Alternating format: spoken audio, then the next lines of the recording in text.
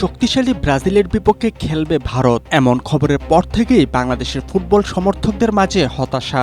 তাদের মনে একটাই প্রশ্ন, ভারত বিশ্বমানের দলের বিপক্ষে খেলতে যাচ্ছে আর বাংলাদেশ করছে কি?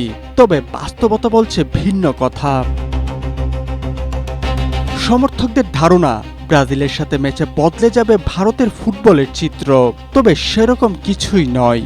ভারতের সাথে ব্রাজিল খেলতে রাজি হয়েছে কয়েকটি কারণে, যার মধ্যে অন্যতম ভারতের বিশাল ফুটবল বাজার ও বাণিজ্যিক লাভ।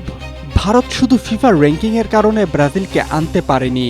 সংক্ষেপে বললে ব্রাজিল মূলত আর্থিক লাভের জন্যই ভারতের সাথে খেলতে রাজি হয়েছে। দ্বিতীয় যে প্রশ্ন থাকছে তা হলো, ব্রাজিলের সাথে খেলে কতটুকু বদলে যাবে ভারতের ফুটবল। ভারত এই ম্যাচের মধ্য দিয়ে বিশ্বমানের দলের বিপক্ষে খেলার অভিজ্ঞতা অর্জন করবে তা সত্য, তবে এক ম্যাচ দিয়ে দেশটির ফুটবল অবকাঠামো, যুবদল কিংবা পাইপলাইন কোনোটারই উন্নতি হবে না। অর্থাৎ ব্রাজিল ম্যাচ রাতারাতি বদলে দেবে না ভারতের ফুটবলকে।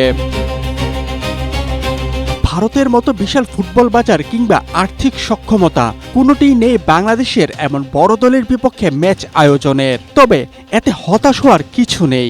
একটি দেশের ফুটবলের জন্য দরকার ভালো মানের জাতীয় দল, সেদিক থেকে বাংলাদেশ দল সঠিক পথেই আছে। তাছাড়া সাম্প্রতিক ভারত বাংলাদেশ ম্যাচের ফলাফলও জানান দিচ্ছে, শক্তির বিচারে ভারত এখনো একেবারেই ধরাছোঁয়ার বাইরে যেতে পারেনি।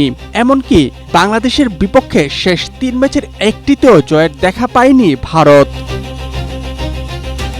রাকিবুল হক, এশিয়া পোস্ট।